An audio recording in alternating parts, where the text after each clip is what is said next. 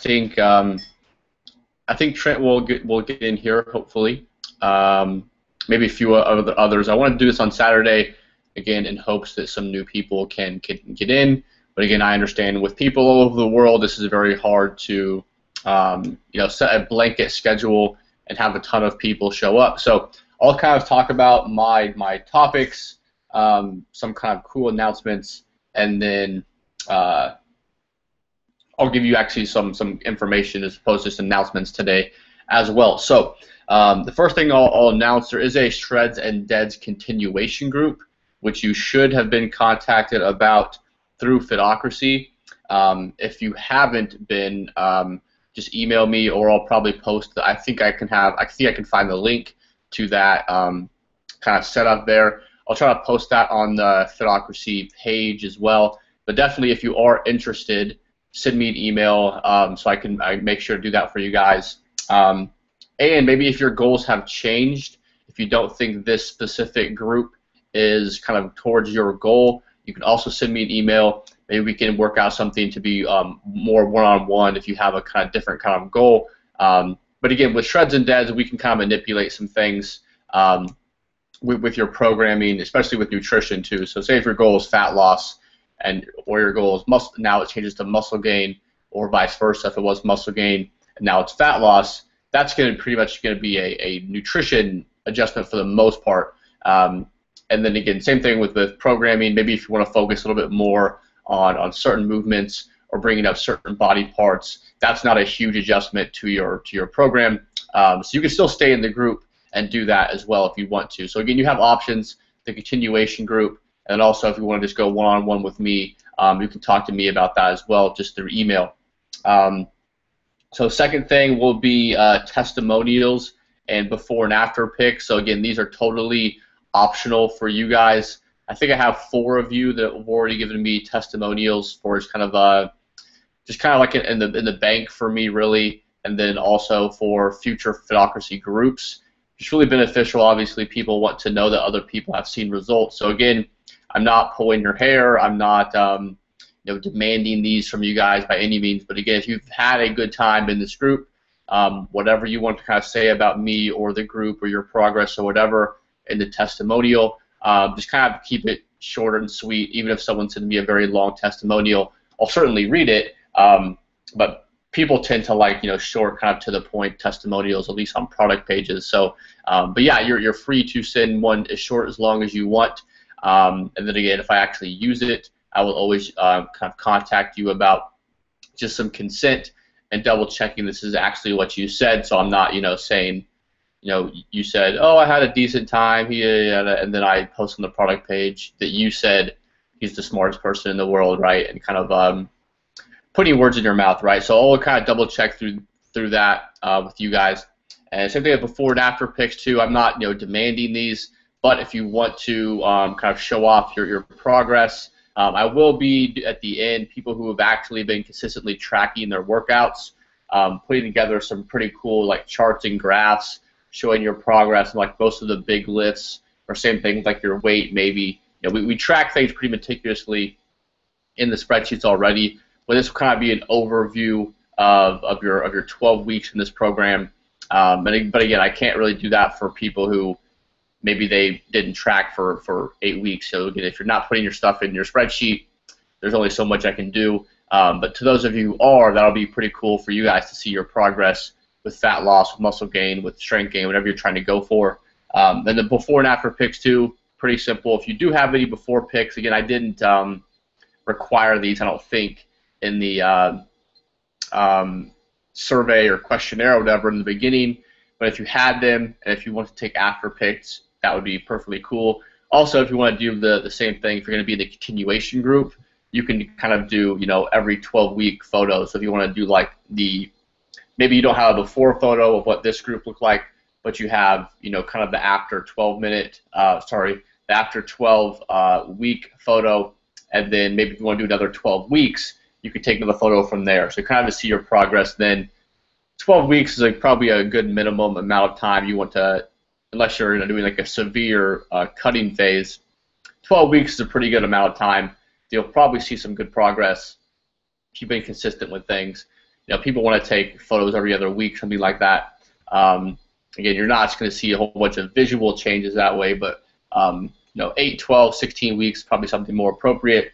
So yeah, the continuation group, testimonials, before and after pics as well. Again, you can just email me. I'll probably be emailing a lot of you for those, just like asking if you want to do that. Again, no pressure. It's all up to you guys. But again, if you are interested, definitely just email me that stuff, and I'll be contacting you. A quick kind of plug again for my newsletter and ebook. Again, these are going to be the most condensed way you guys can get just a huge variety of information from me. Again, it's very, very hard for me to, always just kind of cherry pick what 20, 30 people may be wanting, right? So, one person may be interested in powerlifting, one person may be interested in fat loss, one person may be interested in meal prep, kind of a thing. So, if I just post one article or a couple articles a week on the Fitocracy page, it's kind of going to be maybe taking care of like 5 or 10% of you, whereas my newsletters is probably 10 to 15 different things examined at least every week. So I'll be turning those out a little bit more regularly now as well. So again, sign up for the newsletter. If you can't find that link, it's almost impossible to find from my website right now, which kind of sucks. But if you can't find that link and you are interested, just let me know. I'll send you the link to it. And also, same thing with the ebook.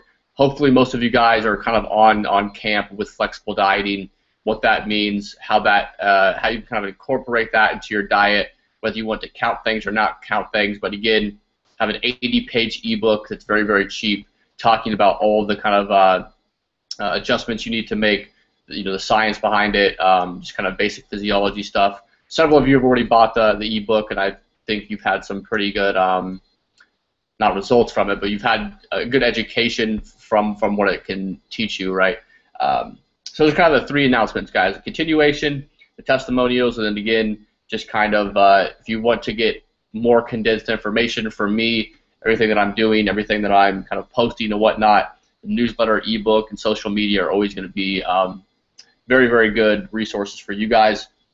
And then kind of 2 things. I had one thing I wanted to talk about. I'll try to keep this somewhat succinct.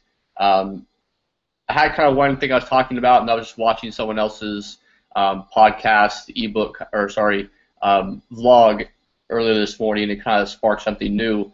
So I'll talk about what he talked about first, and I'll talk about my topic second. So he said a quote that was really, really cool when he's talking about pre-workout nutrition, and he was saying, or just kind of the pre-workout period, he was saying how it's not just people think that pre-workout is like what you're taking for your pre-workout. Some people may say, like, your pre-workout is your meal before you train, it'd be like an hour or 2 hours before you train. But he made the point that your pre-workout period literally ends the second your last workout ended, right? So if I'm doing upper on Monday and lower on Tuesday, my pre-workout period for that Tuesday workout is the second I did my last set of whatever, my upper body workout, right? Because I'll talk about this in some blog posts probably in the next few weeks, but I will always usually take about 5 or 10 minutes after my workout, unless I'm incredibly busy and I have to be somewhere, I'm kind of running late. I'll always take 5 or 10 minutes to either do some mobility work, just like some basic stretching after my workout. While I think that's beneficial from just a tissue health standpoint and just a mobility standpoint, also switching from the sympathetic nervous system kind of more of a parasympathetic nervous system response is going to be huge for your recovery, right? So this kind of leads me into my second point, but I won't get too far ahead of myself. But that's one of the many things I've been doing for, I don't know, maybe 9 months or something like that. After all of my workouts, I may just go sit on the floor for 5 minutes, not do anything, stretching related, just focus on my breathing. Again, breathing and bracing is very important, so you can kind of multitask there as well. But again, sometimes I'll just lay on the floor, not think about my breathing, not think about anything, and just kind of get down. Again, when you're at such of a high stimulus, a high stressor of working out, say if you did like a lunch workout, you worked all morning, you're kind of stressed out, it's not your day, you go, maybe you can crush your workout, but again, that's still a stressor, right? You crush that workout, So again, maybe your lunch break is usually maybe a time where you kind of have some down, chill, recovery time. But now your lunch time is, full throttle. And then again, same thing happens for another 3 or 4 hours before you go to work, or sorry, when you go back to work till 5. So you just kind of spent like 9 to 5, almost completely stressed out. And then you go home, maybe you have, your dishes are full or something like that, and it's just stress and stress and stress and stress. So just taking 5 minutes, and again, I know people don't want to use, they want to get in the gym, high intensity, get out of the gym really quickly. And again, you should use your time wisely, which is why I don't like, isolation movements and concentration movements for a lot of people. I would say that taking 5 minutes after your workout to really just kind of zone down, calm yourself down after your workout, meditate a little bit, probably be more important than just doing some tricep push downs or calf raises or something like that. So yeah, but he talked about the pre-workout period really being the second that previous workout ends, right? So whether it's just your recovery right afterwards with a shake, or with meditation or calming yourself down, definitely comes into the nutrition you had after that workout. Certainly comes with the sleep that you're having the night before or 2 nights before or whatever when your workout's going to be, and then your food all the way leading up to that, right? Which is very important, right? You can't make up that time. So if I had a good workout on Monday, maybe I meditated, had my shake or whatever, but then I went to sleep early and missed a meal, and I was like, shit. So I wake up early, I wake up light the next morning. I'm supposed to squat heavy, and then maybe I have I'm just really, really busy at school, so all I could have for breakfast was coffee. So again, my weight's gonna be down a little bit. Maybe I'm a little bit dehydrated because I forgot to drink water.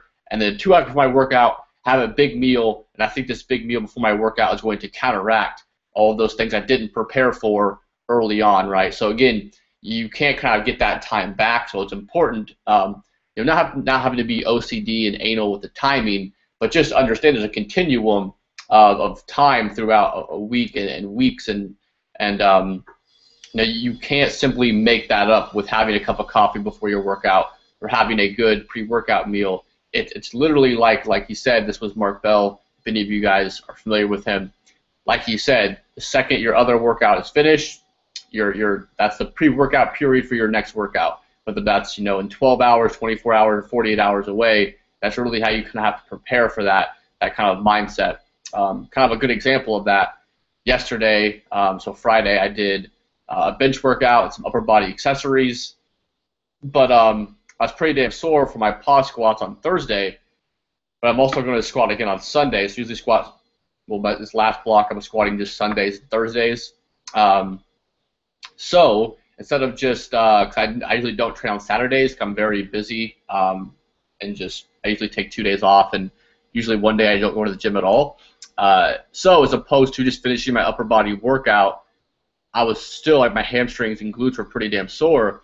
I did, maybe 10 or 15 minutes of tempo work, just like some 30 seconds very nice on the bike, jumping off and doing maybe 10 squats, 30 seconds on the bike, doing 10 push-ups, very, very light active recovery stuff.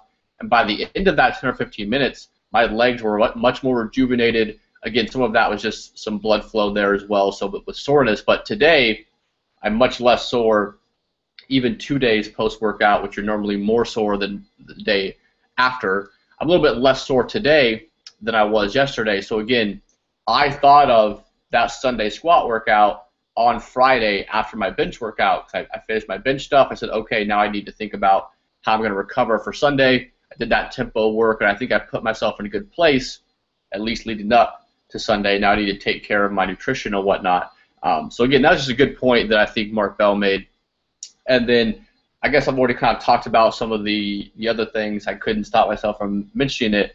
But the other thing I wanted to talk about in this talk was stressors and consolidating those stressors. So if you are subscribed to my newsletter or follow me on social media or whatnot, I did post one of my first new articles on myobrain.com, and that was, I think it was entitled "Stress is Stress," and that's kind of what I was speaking about there. That I went into some basic kind of physiology responses and whatnot, and kind of gave some examples of how people almost live their whole entire life, or not their whole entire life. Some people do, but we almost find ways to get stressed out.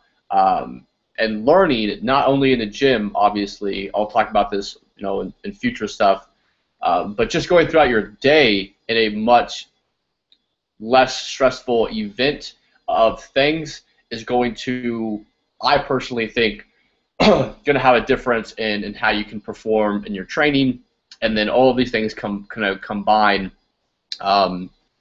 So what I mean by that, and you can get into more detail if you read the blog post. But again, if something so simple as not having soy milk in your Starbucks drink stresses you out, those stressors are going to compile over time. And again, I forget who talks about this. I learned this from Chad Wesley Smith, though.